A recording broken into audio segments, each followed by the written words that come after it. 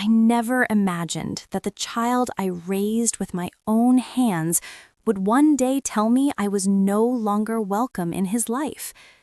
Those words still echo in my ears, not shouted, not screamed, but spoken calmly, almost politely. "Mom, my business partner doesn't like you. Basically, you're not welcome here." I remember standing there, holding my purse so tightly my fingers went numb. The house felt colder than it ever had before, even though the heater was on. I blinked, waiting for him to laugh and say it was a joke, but he didn't.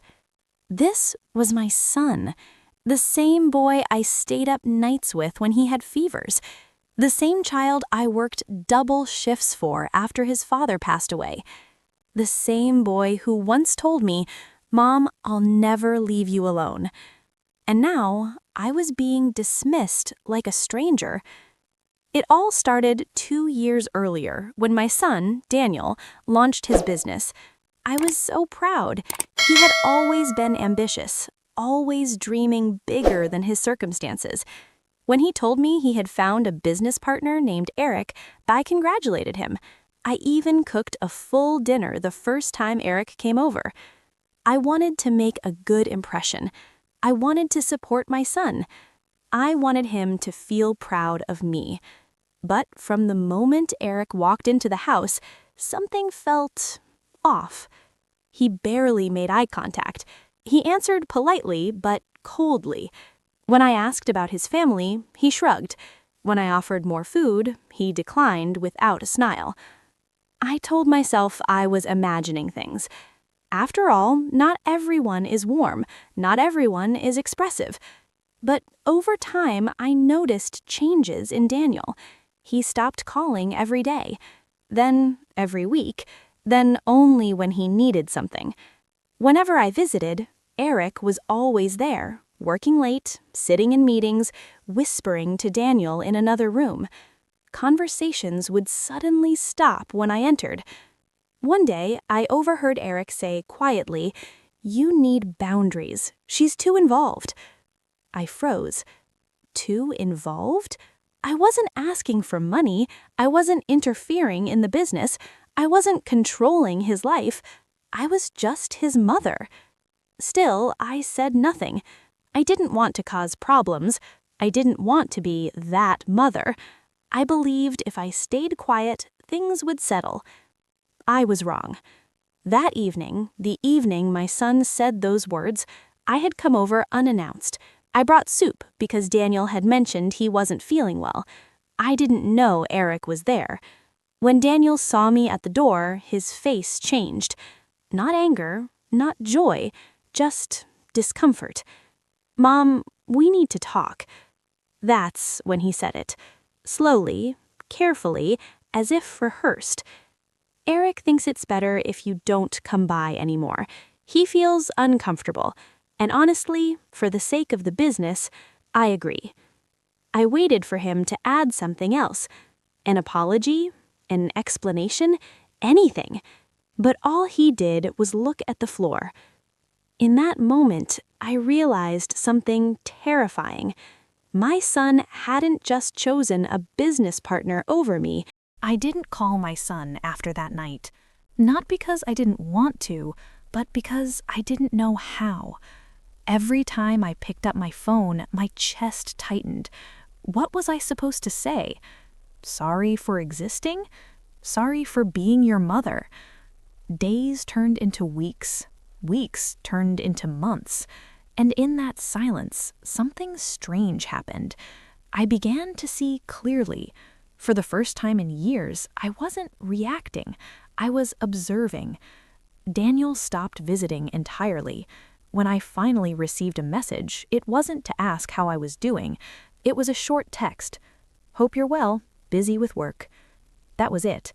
No, "I miss you." No, "Are you okay?" No, "I'm sorry." I later found out from a neighbor who still kept in touch that Daniel and Eric had moved the business into a larger office downtown. The business was growing fast. People admired Daniel. They said he was confident, sharp, unstoppable. But behind closed doors, things weren't as perfect as they seemed. One afternoon, I ran into Lisa, an old friend of mine whose nephew worked at Daniel's company. She hesitated before speaking, then leaned closer. "Can I be honest with you?" she asked quietly. I nodded. She lowered her voice.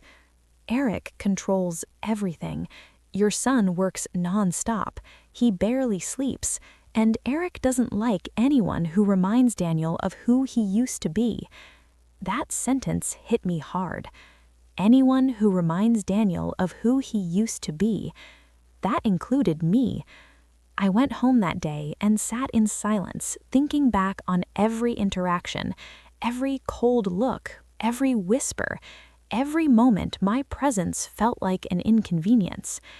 Eric wasn't threatened by me because I interfered. He was threatened because I represented something he couldn't control. Family, history, love without conditions. I remembered the first dinner again, how Eric had watched me carefully, how he studied the way Daniel listened to me, laughed with me, relaxed around me. Eric didn't want competition, not in business and not in loyalty. Still, I didn't confront anyone. I didn't warn Daniel. I didn't show up uninvited. Instead, I did something unexpected. I focused on myself. I started volunteering at a local community center. I joined a small book club. I reconnected with friends I had neglected while putting my entire life into my son. And slowly, painfully, I learned how to live without being needed by him. Then one evening, nearly 8 months later, my phone rang. Daniel's name flashed on the screen. For a moment, I considered not answering, but I did. His voice sounded different, tired, tight. "Mom, are you busy?" "No," I replied calmly. "I'm home." There was a pause. Then he said something I never expected. "I think I made a mistake." My heart pounded, but I didn't interrupt. Eric and I had a fight. A big one. He went through my emails, my bank access, everything. He says it's for efficiency. I closed my eyes. The control I had sensed was finally showing itself. Daniel's voice cracked. I don't know who to trust anymore. For the first time in a long time, my son wasn't asking me to stay away. He was asking for help. I asked Daniel to come over the next day. Not to argue, not to scold, just to talk. When he walked into my home, I barely recognized him. His shoulders were slumped. Dark circles framed his eyes. The confidence people admired had been replaced by quiet exhaustion. He sat at the table the same way he used to as a teenager, head down, fingers tapping nervously. "I didn't mean for things to go this far," he said softly. I poured him tea the same way I always had. Some habits never leave a mother. "Tell me everything," I said. And he did. Eric had slowly taken control, piece by piece. At first, it was suggestions. "Let me handle the finances. I'm better with negotiations. Trust me, this is how real businesses work." Then it became decisions, then demands. Daniel admitted Eric had pushed him to cut off friends, avoid family gatherings, and keep personal emotions out of professional spaces. "And you believed him?" I asked gently. Daniel nodded, shame written across his face. "He said emotional attachments weaken leadership," he whispered. "He said you were a distraction." That word again, distraction. I didn't raise my voice. I didn't argue. Instead, I asked one simple question. Who signed the original partnership contract? Daniel looked up. We both did. Who invested the startup capital? I did. You helped me with the first loan, remember? Yes. And whose name is on the business license? He froze. My name, he said slowly. For the first time since he arrived, something shifted in his expression. I wasn't attacking Eric. I was reminding Daniel of his own power. That evening, Daniel confessed something even more disturbing. Eric had opened a separate account in the company's name, one Daniel barely monitored. Large transfers had been made without clear explanations. "I think he's moving money, but I don't have proof." I leaned back, breathing carefully. This wasn't just a toxic partnership anymore. This was manipulation, possibly theft. I told Daniel something I hadn't planned to say. "I won't interfere, but I won't disappear either." He looked at me, confused. "I'm not here to fight your battles," I continued, "but I will help you see clearly." The next week, Daniel hired an independent auditor, quietly, no mention to Eric. What they found shocked him. Unapproved expenses, personal purchases disguised as business costs, and emails Eric had deleted from Daniel's inbox, messages from clients, lawyers, even banks. Eric hadn't just pushed me out, he had isolated Daniel so completely that no one could challenge him. The confrontation happened on a Friday afternoon. Eric didn't deny it. He laughed. "Relax, this is how smart people do business." Daniel told me later his hands were shaking when he responded. "You used me, and you tried to erase my family to do it." Eric's smile disappeared. "You chose your mother over growth. That's your weakness." That was the moment Daniel finally understood. A partner who asks you to abandon your family isn't building success, he's building control. By Monday, Eric was removed from the company, but victory didn't feel like relief. It felt like regret. Daniel came back to my house that night, stood in the doorway, and said something that broke my heart more than the rejection ever did. Daniel started visiting again. At first, it was awkward. He'd knock instead of walking in like he used to. He'd sit quietly, unsure of what to say. And I understood why. Because while he was fighting for his business, I had been rebuilding my life without him. One evening, he finally asked the question I knew was coming. "Why didn't you call me?" he said softly. I looked at him and chose honesty over comfort. "Because I was tired of begging for space in my own child's life," I replied. He swallowed hard. "I thought I was doing the right thing," he said. "I thought success required sacrifices." "And you chose the easiest sacrifice," I said gently, "the one who wouldn't fight back."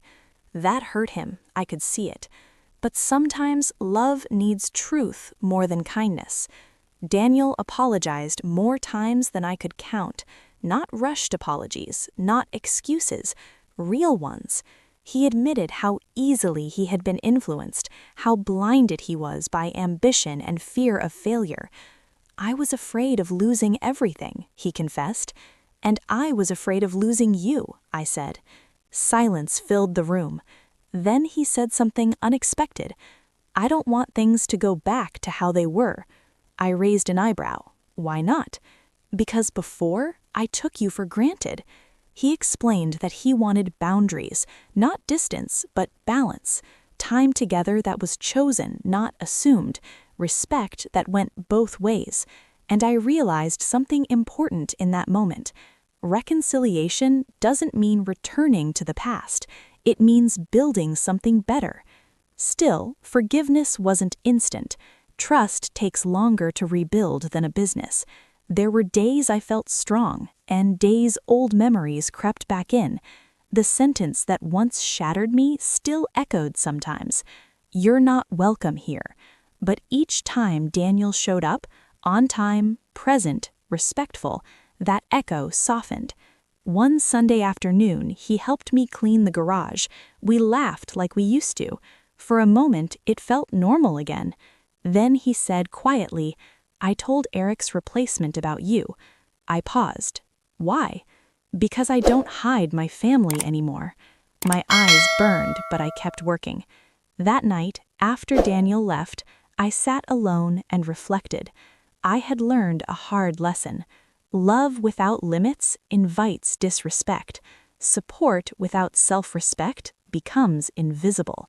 And being a mother doesn't mean disappearing when someone asks you to. A year later, Daniel invited me to his office.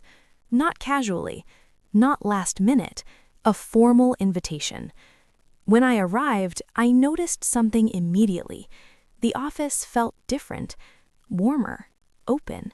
Photos on the walls, not just awards and charts, but people, team lunches, community events, and one framed photo near his desk caught my eye.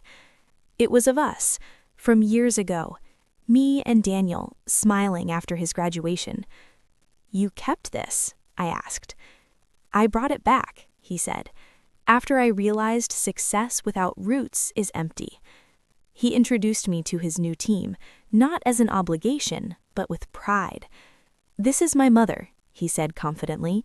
"She's the reason I'm here." No embarrassment, no hesitation, no partner whispering in his ear.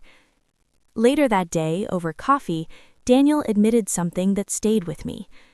"When I pushed you away, I thought I was choosing strength," he said, "but I was really choosing fear." I nodded. Fear makes people listen to the wrong voices. Fear convinces them love is a weakness. Before I left, Daniel asked one last question. "Do you forgive me?" I didn't answer immediately, because forgiveness isn't forgetting. It's remembering without letting pain control you. "Yes," I said finally, "but I'll never abandon myself again." He smiled, and I knew he understood. That night, I went home feeling lighter, not because my son had changed, but because I had. I no longer needed permission to belong. I belonged because I chose myself. Final message to the audience, perfect for YouTube ending. Sometimes the people we love will push us away, not because we are wrong, but because someone else taught them to fear love. If you've ever been told you are not welcome in a place where you gave everything, remember this: your value does not disappear because someone else loses sight of it.